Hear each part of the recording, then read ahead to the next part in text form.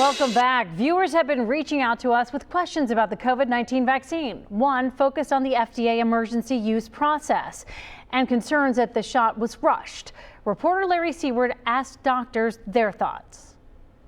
An email from William here in Liberty Township says, Mr. Seward, I have no intention of getting the vaccine unless they are approved by the FDA. They are administered under an EUA, a tool used to bring drugs to patients without waiting for all the evidence. Americans rely on the FDA. Full approval requires some form of long-term follow-up study, but in life-threatening scenarios with no available alternatives, emergency use authorizations deliver cancer treatments and now vaccines for COVID-19.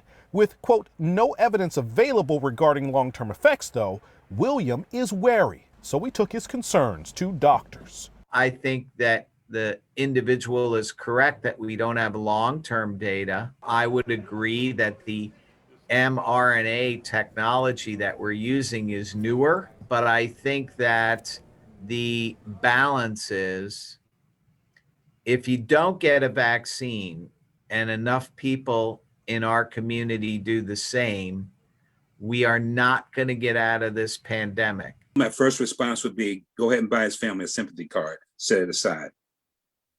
Buy him a sympathy card. 500,000 people have died.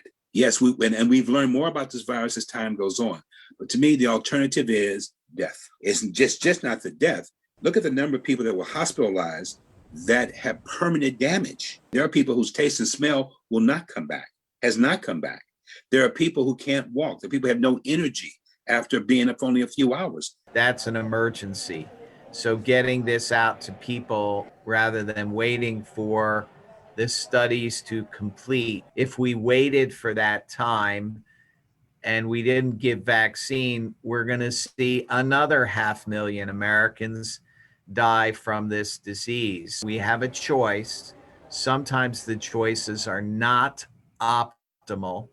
Sometimes in life we're faced with those bad choices, but we have to make one. We look at the scale of justice, risk versus benefit. To me, it clearly shows you take the vaccine when it's available to you. I've gotten the vaccine. I may die of many things, but I will not be dying of COVID. Larry Seward, WCPO 9 News.